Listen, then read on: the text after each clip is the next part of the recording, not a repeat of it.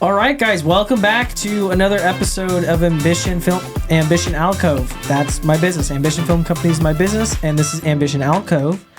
Welcome back. Today we have a very special guest on. This is Ricky Watkins, my stepfather.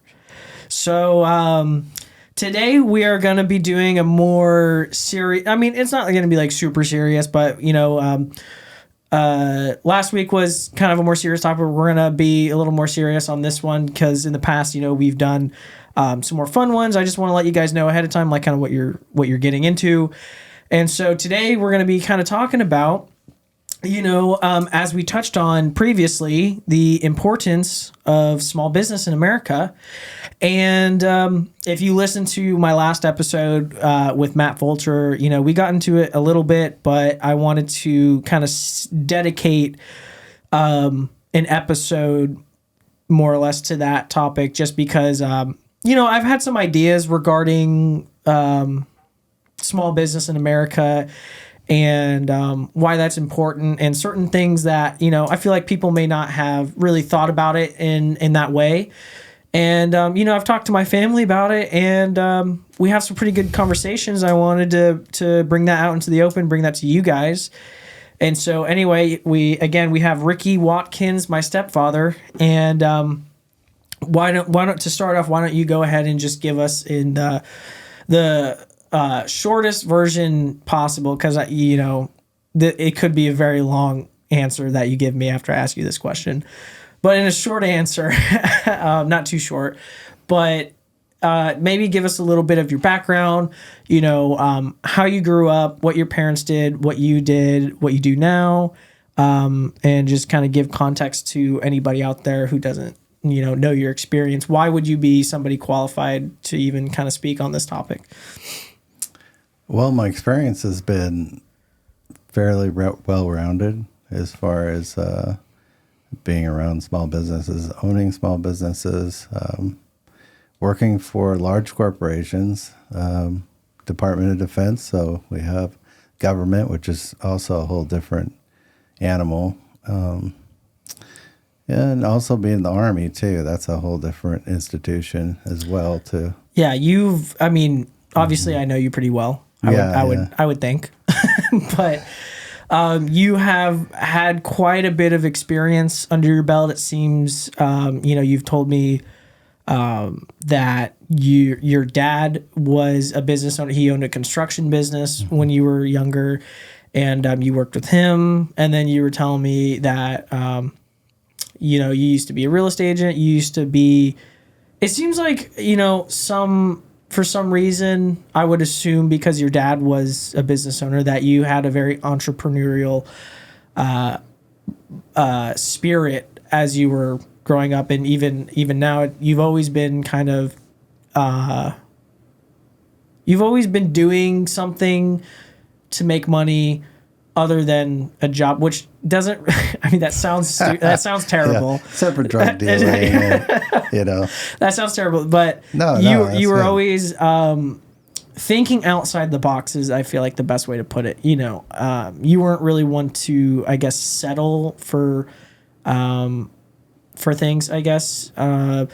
So you were a real estate agent. You've owned a few businesses in the past. And you've learned quite a bit in the Army, I know.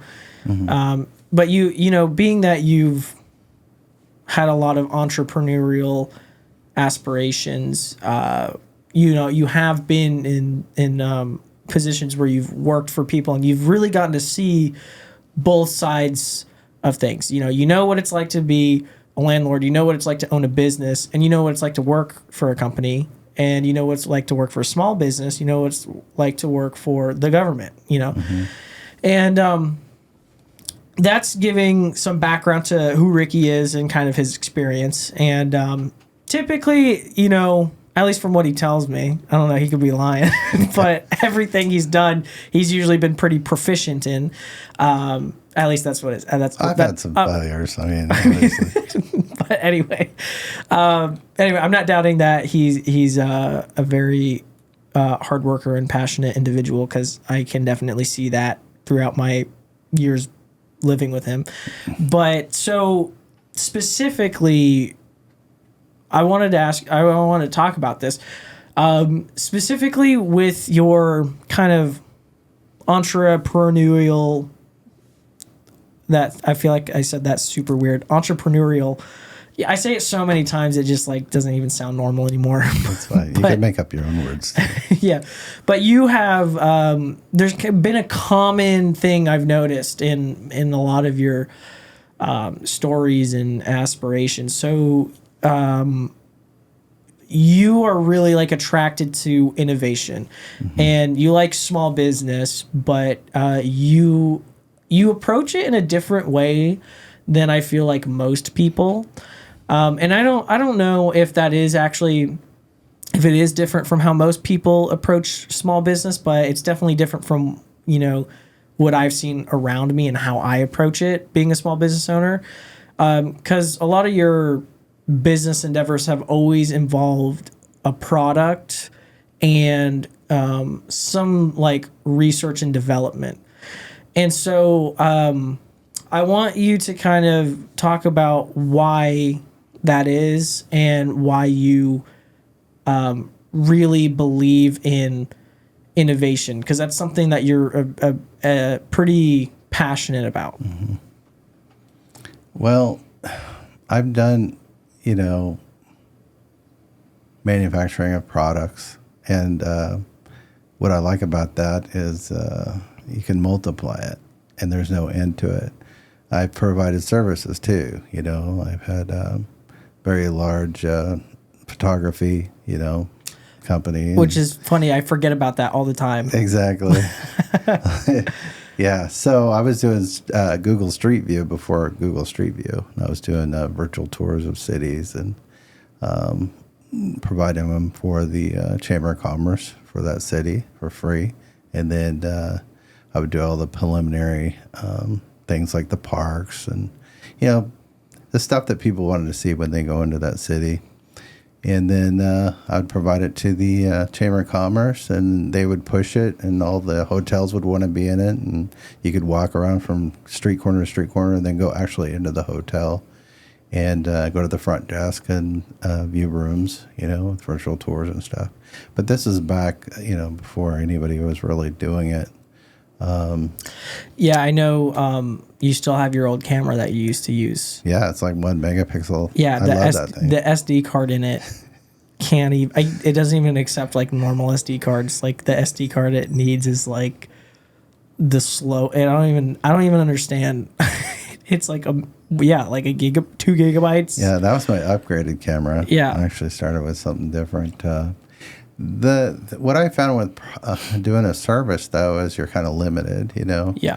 I started getting some independent contractors that I would train, and even then it was just you start really limiting the funds, your profit and everything. So I started looking into different products, and with the products you could just manufacture them, and however you needed, you just manufacture more. I see. What I mean? So your real desire for your real attraction to innovation, in a sense, was more so just that it was like you don't have to. You can grow that much larger than you could like a service business. There's a lot less moving parts, I guess. It's like easier to optimize that, and in a sense like highest profit per work put in, right. And I've always had like a pretty large folder growing up of ideas, and I would have it was ideas folder. So I would see a need, and it might have been a product. Like for instance, it was like I called it the crackler. Back in the 90s or early 90s, I noticed everyone was putting in gas fireplaces, but there was no sound to them. Mm-hmm. So I put together this vase, and I made a little sound machine in it, and it just made crackling sounds. And if you bought two of them, it would like crackle, in stereo. It's funny because we do like it is the weirdest things take off. There's YouTube channels that probably make six Right. figures doing fireplaces, and I mean, you guys do this all the time at home. You'll find a Yeah. YouTube video, put it on, and it's just like a view, like some Yeah. kind of landscape. Right. And I mean, people make so much money off that. It's kind of crazy, the things that are kind of sitting right in front of you, like the opportunities that are there that people Right. just don't realize. But on the topic of innovation, do you have any like deeper kind of beliefs regarding innovation? Like, so are you really attracted to it just because it just seems like the most like, I don't know if it's cost effective is the right way to put it, but basically like the best return on your investment? Or I think it's just a passion. I love inventing, and I have a few patents and stuff, and I just love it. If I can't be inventive, if I can't be like moving that along, I don't know what I would do. yeah. When the internet came out, with the YouTube, and remember, you growing up, I'd say just Google it. I didn't have that growing up. So back then, you just had to go to a library and try to figure out, what you were doing.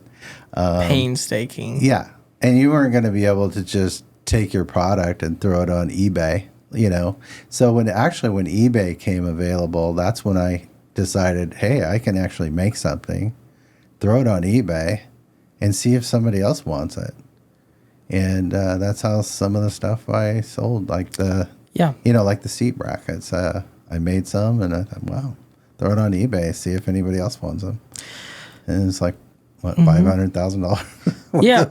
Well, really quickly, why don't you go ahead and just, explain that story? I mean, I'm sure a lot of people that know us probably know this story, but, for anybody who doesn't, we have some listeners that.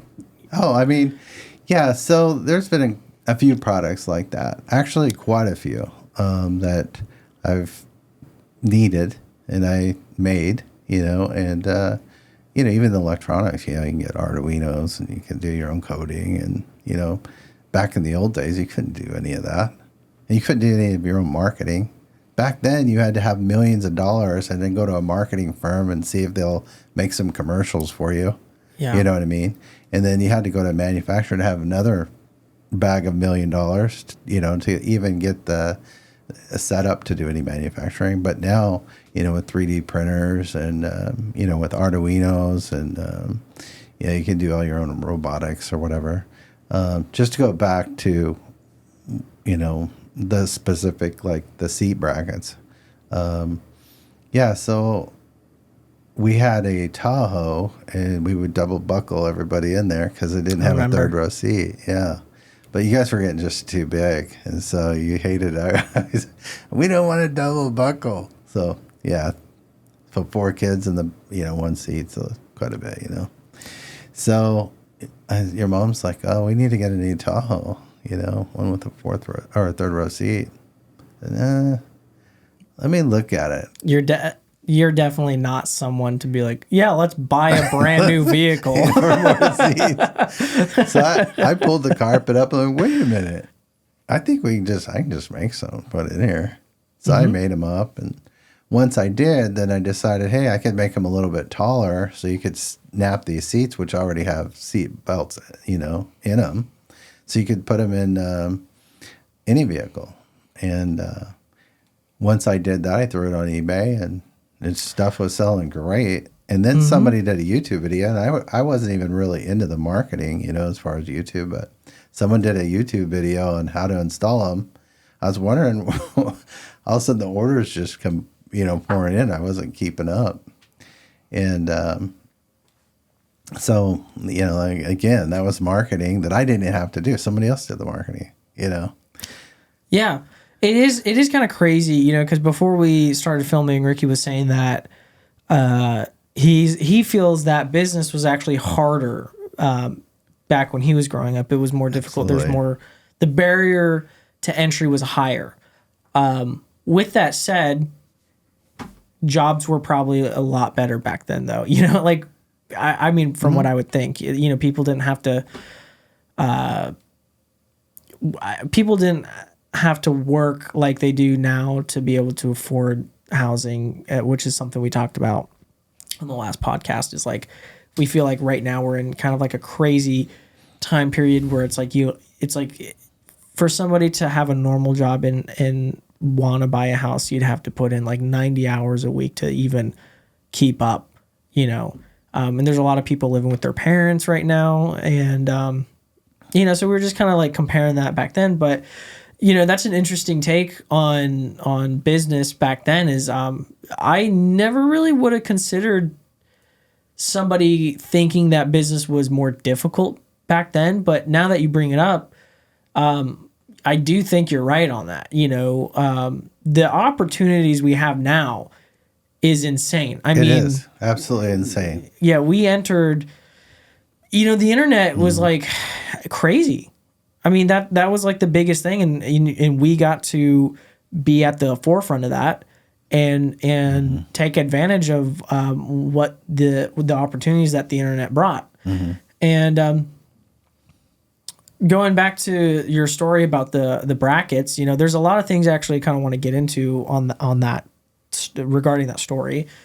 One of the things I wanted to talk about is it's kind of crazy how, like, I feel like that made me understand how influential YouTube was and like things like that. So Ricky, as he just said, made these brackets so that we could install third row seating in our Tahoe so that we didn't have to share a seatbelt. Yeah. And someone made a YouTube tutorial on how to install the seating. Yeah, I think they actually put a fourth row seat in a Suburban. Because, you know, in a Suburban, you have an extra, you know, cargo space. Yeah. So they actually did that. And it was in like California where, you know, a lot of Mexicans and stuff, you know, big families. Sure. Yeah, right. So they just back them in there. Yeah. And fourth row seat. You could put them on, then I also saw someone put it on a roof. Your brackets? Yeah. Really? So they could snap the seat on the roof. Oh. But it was for a gator hunt. You know, seeing down to the canals. Well, I mean, I don't know. That's kind of a crazy situation that you happen to be like the sole provider of the seat bracket. But that was, I mean, it was kind of crazy because that was literally just a genuine need that you had, and you made that product and shared it with people, and other people had the same need. And it was also under the radar enough to where I could capitalize on it. Yeah, for quite a while. There's not like a lot of competition. Exactly. So like if you were going to get into like cell phone stuff, forget it. I mean, don't get into something that everyone else like is in like right now, because it's like you might as well forget it. Yeah. I mean, just go find something else. So it was kind of crazy to see because someone made this video and they used Ricky's brackets to install the seats. Yeah. And that video, I think it got like 600,000 views. Yeah, I'm not and really sure. The amount of money that, you know, we've made off of that dude's video is crazy because he had linked Ricky's product, and everybody who was looking up how to install brackets were buying his brackets. And so like I definitely like understand why companies will give product for free to these guys on YouTube or do anything, absolutely. do things like that. It was kind of crazy to be, in a sense, we were like his sponsor or whatever. Well, you know, we were almost the company using him to promote our product, which I mean, not necessarily because he just did that, but it was kind of, you know, like I get it. And it was pretty wild. You know, cause that was like kind of like our family's sole income for a pretty long time. Yeah, when the economy crashed, it was that, and it was also hydrogen generation. I started that, you know. So for those of you who don't understand what that meant, Yeah. So back when we crashed in 2008, fuel prices were up really high. And something that started coming out just kind of under the radar was hydrogen production for cars. So I looked into it and I'm like, does this stuff even work? But at the time, yeah, I was like, man, I'm just going to throw something together and throw it on eBay and see if there's a demand. So I went to Walmart and bought some cookie jars, some fancy ones, put some LED lighting in them and made them produce hydrogen, threw it on there and did a really cool, video with it with no, good music and everything. And it just went crazy. It was crazy. People are going after that. And then I got very passionate about it and started making hydrogen production systems that could just take the moisture out of the air and use that water to make hydrogen. And, add intercoolers and stuff. And so much that I had Lockheed actually got a hold of me and they said, hey, we have a white project and we'd like to work with you and go further with this for our Army generators and stuff. So you just never know where things are going to go. Yeah. Yeah. Yeah, absolutely. And we've had a lot of like random income sources as we were growing up because it was fun and it was funny because the most random things, that nobody would really even think about or pay attention to.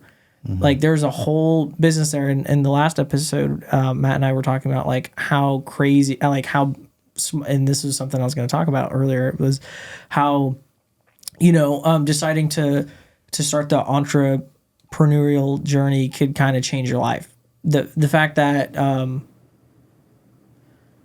you had like a couple seemingly small ideas turn into like legitimate revenue. Right. It's pretty wild. I mean, the only thing is it's a little scary because you don't know, what that next paycheck's going to be. Yeah. But also you can get institutionalized. And what I mean by that is I've worked, when I worked for the Department of Defense. So it was, you get your vacation time, you get so much a month. But you find yourself working from paycheck to paycheck because everything you do is like, oh, yeah, I can budget for that. Well, pretty soon you've budgeted everything out of it. Yeah. What was weird in 2000 when I went into my own business from DOD, I had some money and everything saved up or whatever, but it was this weird feeling that you had when you didn't have a job to go to. It took a good year for that weird feeling to go away. It was almost like a panic because you didn't have a job to go to. Yeah. It's almost like an unemployment, panic. Yeah. And it takes a while to get rid of that. And then once you do, I mean, I haven't had that. I haven't worked for a company in, since 2000 or 99, I guess. Because what I do for nuclear power, I'm my own contractor. Yeah. So Ricky right now is a subcontractor for a company, and they run. Basically, they come up with some creative ways to verify, like check valves are working properly and things like that.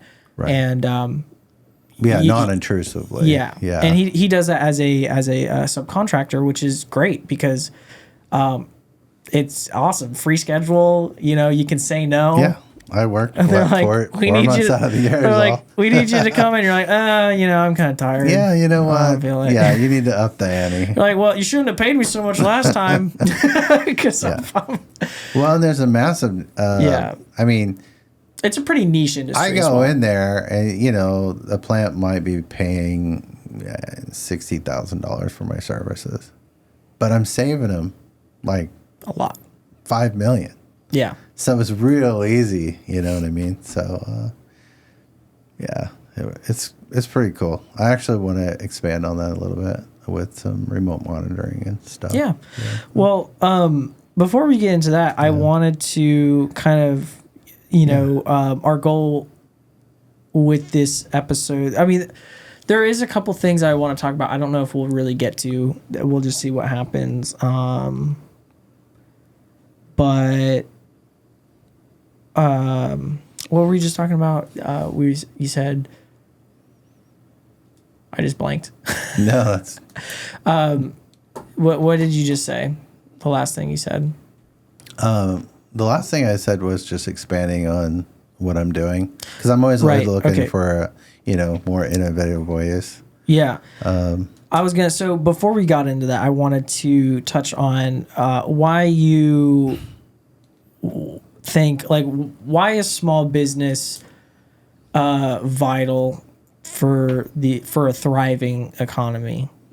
Well, it is the backbone of any country, a small business. Whether it be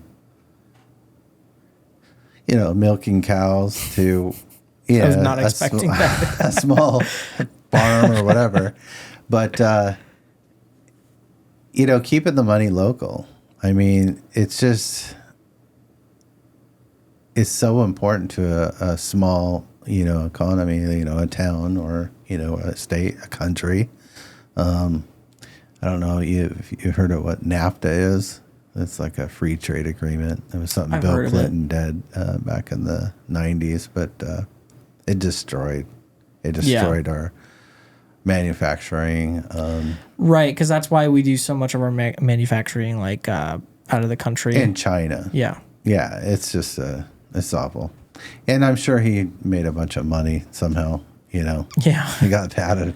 But, they just destroy America with that stuff. But yeah. I don't want to get too into this just because I don't want to get political. Well, not that, but I don't want to repeat things from the last episode. Oh, okay. But I did want to touch on it. So something I wanted to kind of talk about is my theory on kind of like real estate. And so, we've talked about this. We don't think it, I mean, I've said this also as well on the last one. The idea of a corporation that's worth hundreds of millions of dollars should not have any business in a single family's home. Absolutely not. It's the weirdest thing. Nor should we be selling our homes to China. I didn't even know we were doing that. The last crash that we had, I don't know, down in Miami, it was called the Viceroy. They changed the name. How does that even make sense? I don't understand. Yeah. I will never understand how selling real estate to a different country works. It does. I don't even get that. It does. So, what happened with the last crash in 2008, I went down to Miami and we stayed at the Viceroy. Beautiful. Had these, pools that go off into the... Was I there? No, you were home. Where the hell was I? You never told me about that. Mini vacation. What the frick? But, it has 4 pools. It's 52 stories. Beautiful place. Wow, yeah. I wish I could have been there. Oh, nice. Yeah. So, those condos, when they built it, they got all these multiple loans from all these banks or whatever. They were $2 to $3 million per condo. Well, when it crashed, the economy crashed, the real estate crashed. Europeans were going in there and buying them up for $150,000. Wow. Yeah. Just buying them up. Crazy. I was actually coming back from Belgium listening to people from Amsterdam and some people from Belgium. They were all going to America to buy real estate because the euro was really strong to the dollar. So they were only paying €100,000. Is it that simple though to just buy real estate in a different and America country? makes it easy and they make it safe, so it's a pretty secure deal. But now, if we were to go to, for instance, a lot of people when I was selling real estate were buying stuff in Costa Rica, and they were buying up land right on the beach. Well, that's all great, and it was a pretty good deal, but would they sell it to other people too? The government came in and decided, you know what? We own the beach. We own the house. Wow. They just take it. You know what I mean? Right, because it's theirs. It's theirs. What are you going to do? What are you going to do about it? So America's always been a pretty safe place to buy real estate. So because we won't do that. Yeah. So if you were to actually look up how many, people outside the United States, foreigners own real estate, you'd be like heartbroken. It's a lot. Yeah. And not only that, even in the commercial realm, there's I would China think, owns like Yeah. so much land. And, I was gonna say I would actually, it's not surprising to me to think that another country owns most of our commercial real estate, just because, I mean, first of all, nobody's really got the money to kind of pour into a lot of the commercial real estate that we have when you consider places like New York and certain places in California, like these are like $1 billion buildings. It's like, okay, yeah. nobody's affording that. I mean, maybe like the select few, like Elon Musk and things like that, but that's not what they're doing with their money. They're doing other things. So, yeah. And it's if not you vote for surprising. me for president, day one, I'll sign an executive order that will release all real estate back to America. Honestly, I would absolutely, I don't know. That would be crazy. Well, I mean, stuff needs to be fixed. I mean, we've just been selling out and selling out. Well, I mean, you have to prioritize your country's people. You can't be, especially when it comes to things such as like basic as just living. Real estate to me seems like almost like a basic right to Americans. Not that like we all should get born and get some just be given land just because we exist, but the right to buy real estate should be reserved for Americans. I would think. Well, Hawaiians did it right. Yeah. Hawaii, if you know the history of Hawaii. Yeah, they hate us. They don't sell their property to us. No. All those big multi-billion-dollar resorts, they lease that property. They're on like a 100-year lease. Yeah. And then guess what? If they don't want to renew the lease, they get the whole property. Yeah. So the resort just has to make all the money they can and just factor in that they might lose it or most likely going to lose it. Yeah. Yeah. So, I mean, there's ways to not just give it up, give it all away. On the topic of real estate, this is something I actually wanted to talk about the last podcast. I did not say this. Sorry, I don't know why I started my sentence like that. I don't know how I feel about snowbirds. And I'd be curious to know your thoughts on that.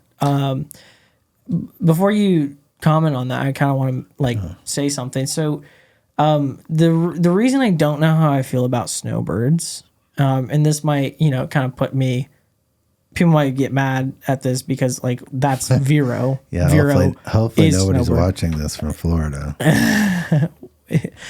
I mean, what you mean from somewhere else? Are you talking about like no one local?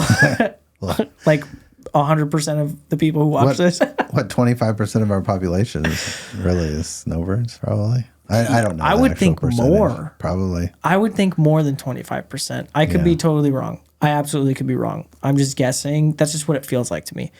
But I mean, I drive around. I mean, I've lived in Vero Beach my whole life pretty much.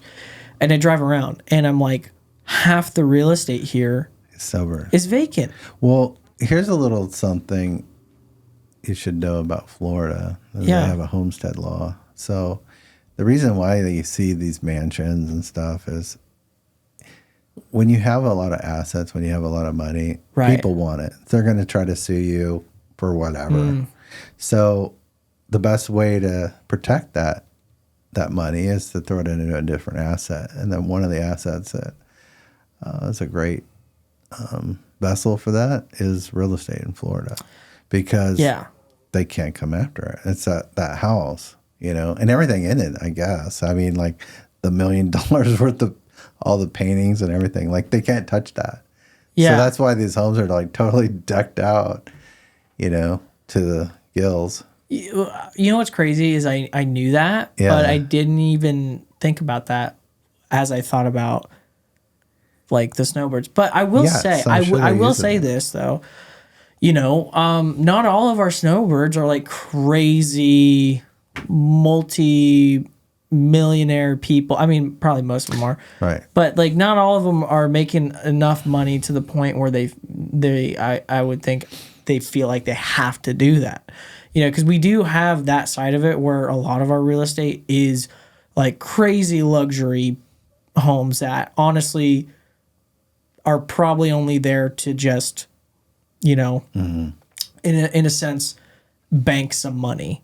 You know, like they want to kind of put their money into something that's not going to depreciate, or you know, they'll put it into something that's kind of combat inflation, because that's what most people who talk about investing in real estate from a business perspective, they say that it's good to invest in real estate because it's the best way to secure the value of your dollar at that time. Exactly. It's getting it out of the U.S. dollar into a different asset. Yeah. So I get that, but I don't know. I think that's a part of it, but I do feel like there is a lot of people, a lot of snowbirds that aren't doing it for that reason necessarily. There's the weather. I mean, the weather is gorgeous down here in the winter. So here, the thing I'm trying to get to with this is that like, I don't know how I feel about it, because the reason I don't know how I feel about it is because I would love to do the same thing. But from like, when you think about what the person on the other side of that is, okay, well, most of Vero's homes are not, I wouldn't say most of them, but a good chunk of Vero's homes are vacant. And that is, and again, it's not like they're all crazy $1 million homes that most of the population wouldn't be able to buy. Our neighbors in Point West are snowbirds, and they're only here half the year. And, but we get to use their driveway. Well, I mean, yeah, I guess, you know what? Yeah. Never mind. I changed it. And luckily, every time they sell it to a new snowbird. So it's still our driveway. Yeah. So, but my point with that is like, you know, that's like an average home that a single family who grew up in Vero would like to buy. But it still applies. I mean, if it's $300,000 and you're securing it with a different asset and protecting it. But my point that I'm making is like, I understand that. I just don't know how I feel about it, because I would probably do the same thing if I was in that position to buy a house in a place that I enjoy. Like at some point, I would love to buy a home in Idaho. And live part-time Idaho and part-time That was my Florida, plan, but which we sucked at that. I had like your problem was I had several homes up there. Well, your problem was you always thought real estate was expensive, and then it got more expensive. I thought it can't get any worse than this until I started. The worst thing you want to do is go back and look at the price. And see what it's worth now, because this is like, just don't do that. Yeah, there was a house that you owned up there.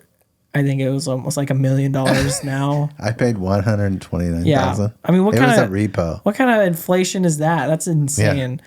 But anyway, I mean, so what do you make of that? The idea of snowbirds, like, do you, you know, because. Yeah, like what's your take on that? You know, I know you obviously understand like why people do it, but do you think it's a good idea for like, do you think it does more good than harm, or do you think it's not really that big enough of a problem for it to matter? I don't think it does a lot of harm, and you know, it keeps our contractors busy. Sure. You know, our pressure washer people, our painters, and you know, they're all the upkeep on those homes. Yeah. Which is fine. And they're not here. So as long as they're not plugging up the roads, like at least they're putting money into our economy, actually. Yeah. From a different state. Right. So that's kind of cool. I guess at the end of the day, what matters is just that we have the inventory to support the younger people. Oh, well, yeah, that will come. It's a cycle. Usually it's a 10 to 14 year cycle. Right. Are you saying because people start dying? No, just the real estate market's a cycle. Everything has a cycle to it, you know. And being in construction for years, you know, with my dad, I grew up in construction. You know, he always told me the same thing, even back then in the like 80s. It's about a 10-year cycle. And he was he was right. Pretty It much. was a 10 to 14 year cycle. He'll do something. COVID was a weird, they call Yeah, that. that was an odd situation. Yeah, they to call put it it a lightly. black swan event. When something is just completely out of the ordinary. And also 08 was a kind of a black swan event. There was a Well, lot going into that. Yeah. Yeah. 2008. Like it crashed. Like 2018. it didn't even like cycle. It just absolutely crashed. Yeah. But you have to watch the movie The Big Short. Really, I've seen it. Okay. Yeah. to kind of With Steve Carell and what's that guy's name? Ryan Gosling, Steve Carell, and I don't think Paul Rudd was in that, but someone looked like him. Yeah. But anyway, yeah. Honestly, that movie was a good movie, but I was having trouble understanding. I was like, "What? I don't get it." Well, I was selling real estate at the time, so when yeah. I started selling real estate in 2003, I was in the right place at the right time, actually. And a lot of that's helpful. Like, so sometimes when you want to start a business or get into something, it's usually too late if it's already noticeable, really. You almost have to, like, be in the right place at the right time. It's almost kind of a luck thing on stuff like that. So I already had a lot of clientele and everything when the market, which just started booming. Yeah. And then when I saw it starting to crash, I'm like, I'm out of here. I'm like, I don't want anything to do with this because it's going to be ugly. But it didn't crash as bad in North Idaho than it did here. That is interesting. Maybe that's because a lot of people who own homes up there were from California, maybe? Yeah, but this is like Florida Kind of the same boat. is to... like North Idaho is to California like Florida is to New York. Yeah. So you had a lot of New Yorkers, they're completely over their head, buying stuff. There were so many foreclosures. Do you remember our neighborhood?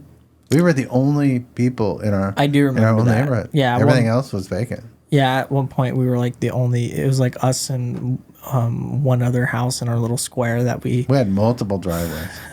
Like it didn't matter. Yeah. But it was they were doing some crazy stuff though. People were going to a house, break into it, put new locks on it, and then advertise as a rental. People would come look at it. Oh yeah, we want to rent it. They would gather up their first month, last month in deposit. Say, here you go, here's your home. They didn't own it. It was bank owned. That's funny. I saw that in the Big Short. Oh, okay. And that was it was they happening touched on in our that. neighborhood. That's crazy. That's Yeah. crazy. Point West. Wow. That's wild. Yeah, I saw some people move in, renters, and then all of a sudden they're moving out. I'm like, what's going on? And they were so mad. They were stealing all the appliances out of it. Yeah. I'm like, I mean, yeah, it was crazy. yeah. And when it hit hard. Like I could not, with all the different skill sets I had, I could not figure out a way to make money to save my life for a few months there. Yeah. I remember there's some a little bit of a period where things were tough, as it was for many people in that time. So anyway, earlier you were saying you wanted to talk a little bit about some stuff that you're doing at Crane right now. You were saying something regarding the work that you're doing there. You want to talk about it? Yeah, I would just like to get a little more innovative, Yeah. with it. It does seem at like a some good point. job for you because it's a job where you can, it's kind of funny because you're a pretty creative person, but most of the time when people think creative, they think in like photographer, video, artsy stuff? like kind of like that, like Yeah, I guess literal so. painting Yeah. and things like that. But innovation is that's creativity. That's what it is. And you get to, it seems like that is your work at Crane is kind of a way for you to exercise that Right. creativity because you get to come up with like different methods of doing the same thing. I can to a point, where they have to kind of be my own. That's the thing. with large corporations versus small businesses, their creativity goes out the door. Like when you have a new, fresh small business, they have a research and development department. You know, everybody's on fire. They're like, you know, everything's excellent. And then the larger they get, they start getting institutionalized, and they add a lot of their own red tape. So nothing really gets done. Everything they do is just gets pushed back, and then people start coming to work just for a paycheck. You know, there's no excitement. They do their time, and all they think about is what they're going to do when they get out of there, or what they're going to do on their vacation. You know, the only innovation you start seeing that I notice with big corporations is the penny pinchers, the bean counters, the CEO. That's how they make their money. That's how they make their bonuses, is by showing a larger profit margin for the shareholders. So what do? They start hammering down and try to get less from, you know, more for less. Right. You know, more work done with less people. So you start seeing one guy running, like, he hated his job anyway, his one job. Now he's doing like 5 other jobs that he even hates worse, you know, because the CEO's like, look, I just, you know, saved got our us profit so much margin. money. I just raised our profit margin. Oh, by the way, our products really suck now. Mm-hmm. But that's okay, because our profit margin just went up. Yeah. You know what I mean? Yeah. That's wild. I get annoyed when I see that. You know, like I watched the movie The Founder, and I was furious. I did not want to eat McDonald's forever. So the movie The Founder is about how McDonald's became what it is today. Uh-huh. And basically this guy started out like a very optimistic, good person, just trying to make a living selling ice cream machines or milkshakes machines. Yeah. He ends up buying, or he doesn't end up buying it, but he ends up coming across McDonald's, which was kind of a new idea at the time. The concept of food in a bag wrapped in paper, you know, that you just throw away, and how fast it was. And have you seen the movie? Do I need to? Yeah, I think I have. Yeah, so it's pretty old, right? Yeah. Like, okay. So this guy. This guy. It's documentary. No. No, I saw a documentary. It's a live action. Okay. It's like a live action documentary, if that is even the right way to put it. But it's like a dramatized version of what happened. And so this guy he comes across McDonald's trying to sell them this milkshake machine because he was a salesman. And he's like, wow, this is this is an amazing idea. Like, I want to be a part of this. And so he, the guys at McDonald's were like, no, we like being a small business. We like maintaining quality, because we tried franchising, and the business that we loved turned into something that it was never intended to be. The franchisors that they tried to franchise with were, you know, adding things to the menu. Yeah. The quality was terrible. There's trash outside their place. And so they can save like a penny, but the quality goes down by 50%. Right. Yeah, it's just awful. So this guy, he eventually convinces them to go into business with him, because this guy is persistent. And that's actually that was kind of like the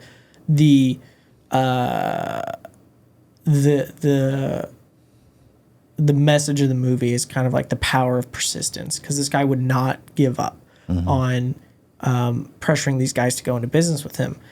And so he just was very persistent, and he ended up franchising McDonald's into what it is today. And he ended up cutting the original owners out of the business completely. He bought them out, and they just cut corners, and it just became money. It was they stopped caring about the product. The ice cream went from like legitimate ice cream to powder, and yeah, I mean, and this is what should encourage small businesses. Yes, because you can take on the corporations, because you just need to understand they've been institutionalized. Yeah, most of the people don't even want to be at their job. You know, there's no more research and development, no more innovation. And this is where Yeah. you can come in. And they also think they're too big to fall. Yeah. And I was going to say, They got that weird mentality. yeah, that's why we see businesses like Sears and Sports Authority and gosh, what's that restaurant? Red Lobster. All These they are can all do places. is keep buying small businesses and then ruining them. Uh-huh. But they just keep buying more and then they ruin them. Yeah. Here's one that came to my mind that started out really well. Panda Express. I love Panda, so It's junk Any- now. but How anything- do you like it? I don't know, orange chicken, I don't care. No, it's like, no. The Whatever they difference did, I of love it. anybody that's been around for quite a few years. It's obviously not. Yeah. When Like- it first came out, it was like the best. It was like everything was fresh cut right there. I mean, it was like really good.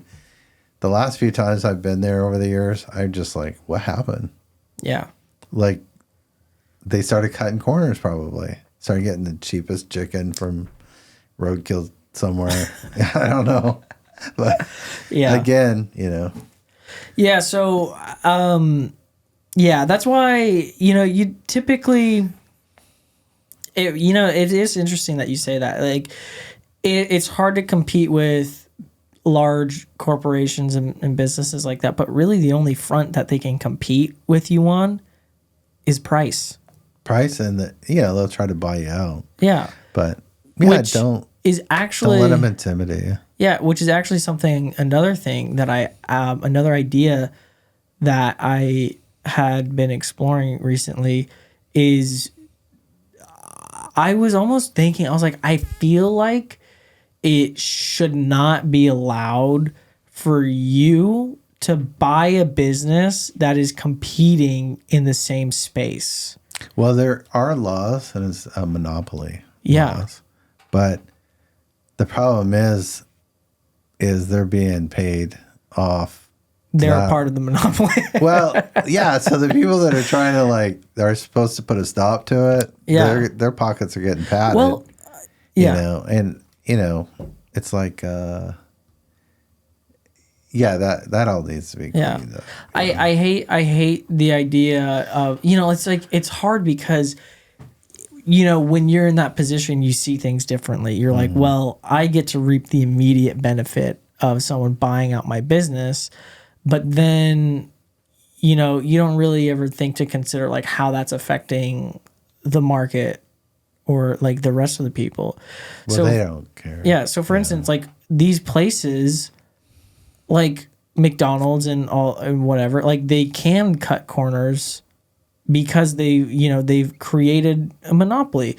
And so, for instance, if you had a restaurant next to, well, I don't know if that's a good example, but basically, like if these big companies were competing with quality, like they would lose. Like they're gonna lose that battle because they're cutting corners. All they care about is profit, and but anyway, The corporations they need to revamp the Yeah. laws because right now a corporation, their fiduciary duties, even by law, is profit, even over safety. yeah, That's crazy. Yeah. So that all just needs to be, completely revamped. So Yeah. you have people like Siete chips.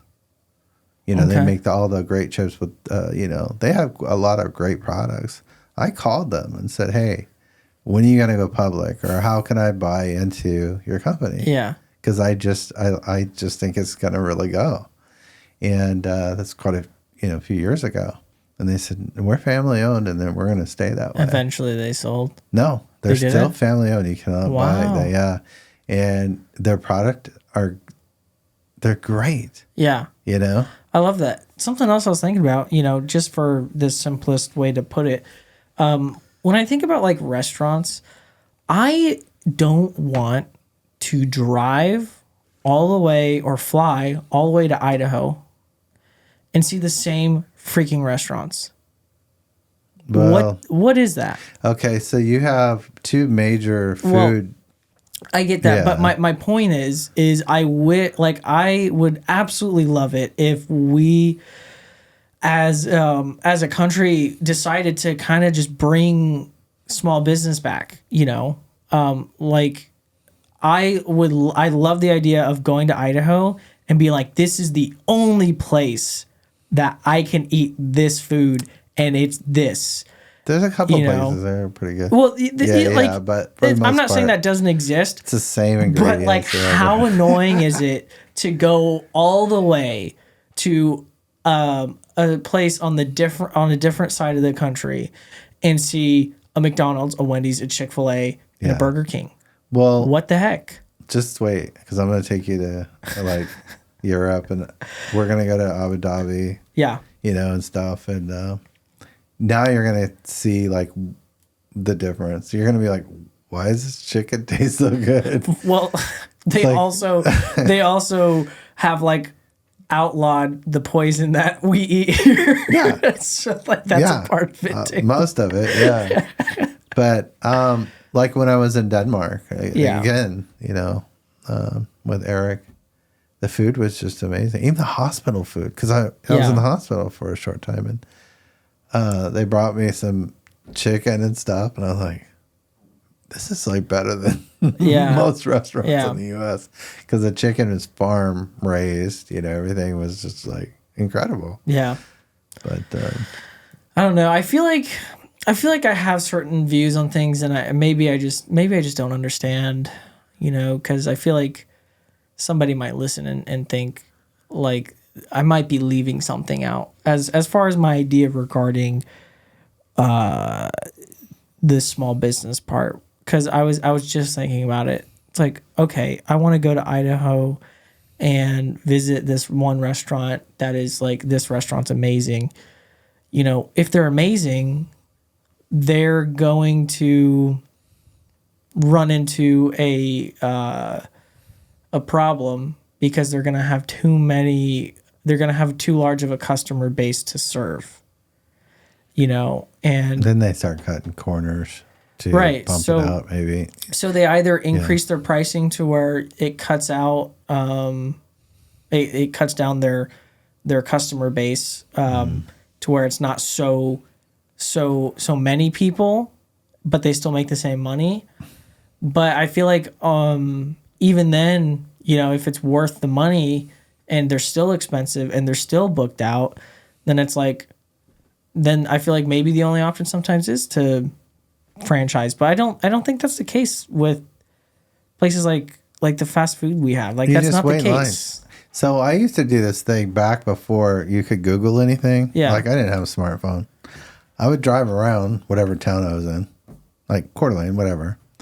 And if I saw a big line of people going out the door, Oh, you're like, I gotta see what I'm this is like, about. this is good food. Because that Yeah. was it. Little did you know they're all paid actors. Yeah. Which So- actually, That was like, instead of looking at the 5 stars, Yeah. different reviews on Google, you just look at the line. lines. Yeah. And you know what? Sometimes it's worth waiting in line. Yeah, You absolutely. know what I mean? And some of those restaurants, they don't compromise and they stay consistent, over Yeah. years and years. And that's one thing I am sick of in this town. The food? Honestly. A restaurant, it comes, it opens up. The food is great. I'm like, finally, we got a great Oh, but place. they compromise over time. Yeah, over like a few months, a year goes by. Heard that, And then all of yeah. a sudden, like, what happened? Yeah. Yeah, there's a couple places that I really liked. We're, as Emma and I do like these fun little pizza reviews. And Yeah, so that we was fun. we go I around, think that could get dangerous over time. yeah, for health reasons. So, but we became pizza connoisseurs, and our favorite pizza is inconsistent. Every time we go to this place, like, we love it, Oh, yeah. but then sometimes we're like, I don't know. So I don't know, but Outback was good when they first opened up this Outback. yeah. It was good for a I while. mean, but that's like a franchise. I But hate franchises. even for a franchise, I was like, wow, this is actually Yeah. pretty good. But yeah, no, not anymore. So, yeah, but anyway, like we used restaurants as the example for the small business, but I feel like that applies on a more broad spectrum, you know, like, Yeah. yeah, I don't know. I feel like it all goes back to this idea that I have that I truly believe that people need to really believe in what they do. I think Yeah, people they have to need, be passionate.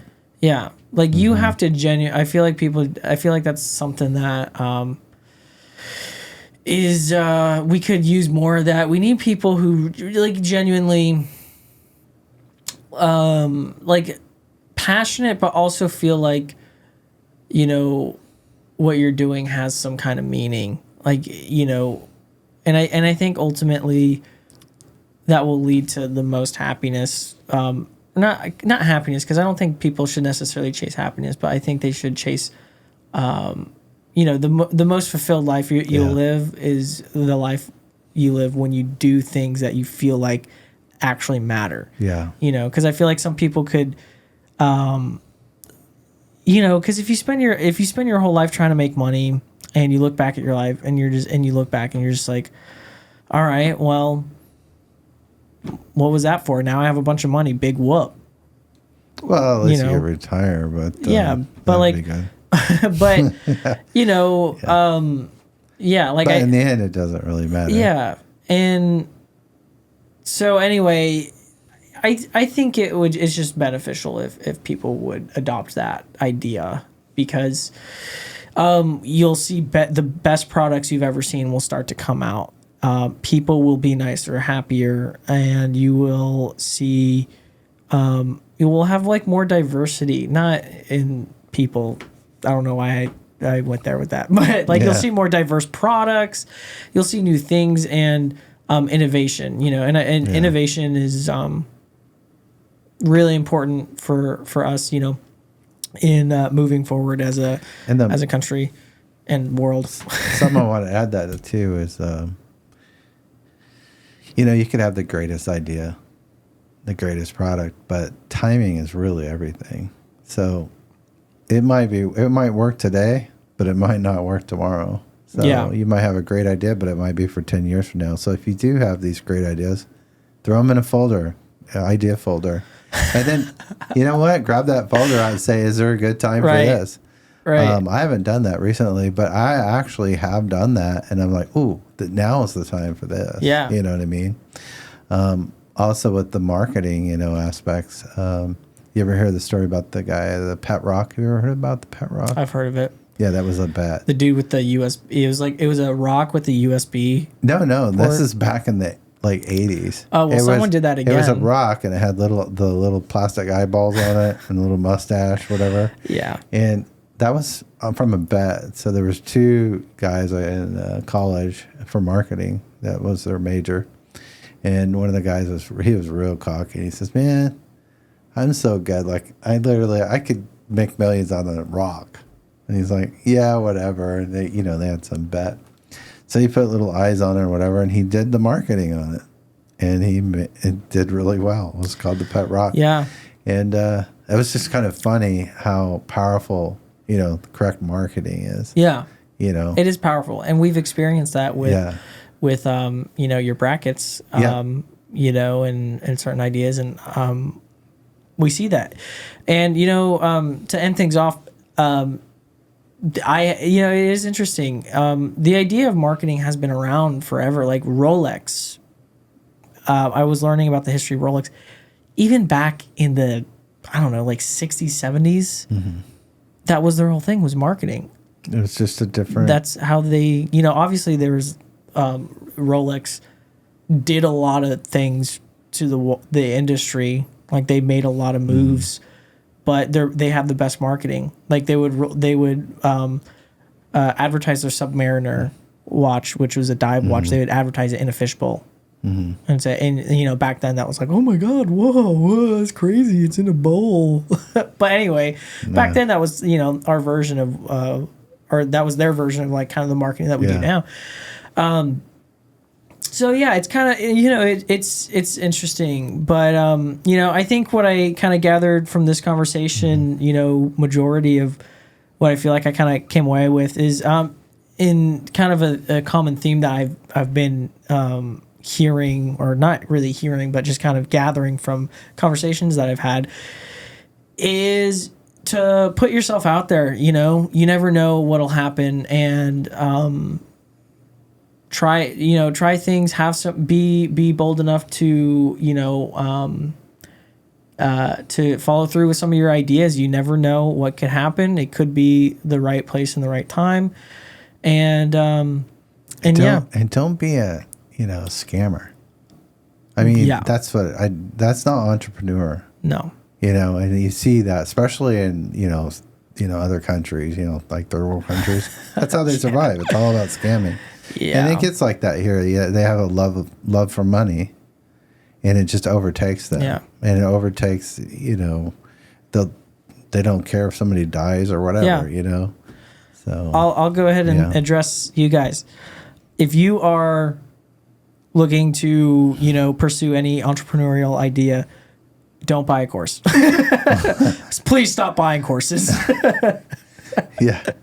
I feel like that's the most common modern day scam that I've seen is it's these been around freaking forever. courses. These courses. It was funny. I was talking to somebody about it. I don't want to digress too much here because we're kind of approaching our time limit. Yeah. But it was hilarious because I was like, I'll see people selling courses. It's like they'll sell a course on how to be successful, but the only reason they're successful is because they successfully sold the course. So it's like, okay, it's almost like this weird paradox where it's like, okay, well, you actually don't have any real experience. All you did was sell this course, and that's why you're successful, not because you actually did something. Yeah. You just sold this course and made a bunch of money selling the course, and that's what you're using to leverage selling the course. Because what these guys will do is they'll prey on people's desire to get wealthy and say, buy this course, I can help you. You buy the course, they give you a bunch of generic info that they found on YouTube. Sure, they spent some time filming these videos, creating it and putting it together, but there's really no value there. And then they'll show how much money they made selling the course to basically almost... They're successful. Don't you want to be successful like me? Yeah. Well, buy my course. It's like the only reason you even have any money is because you lied about the value of your course. Yeah. So it's crazy. Can I do a little plug too to Sure. help protect your audience? Sure. Stay away from network marketing. Multi-level. Multi-level marketing, network marketing, whatever name they want to put on it, it's a scam. All you're going to do is get somebody rich. It's it is a modern day pyramid scheme. Yeah. It has been since forever. Oh, by the way, up in Idaho, when we go up there, remind me, I'll take you by the Amway house. Yeah. The guy who started Amway. Amway. I've heard of it. It's huge. Like the first multi-level marketing. It's a mansion. It's gorgeous. It's right on the water. But anyway, we'll go check it out. Yeah, that'll be cool.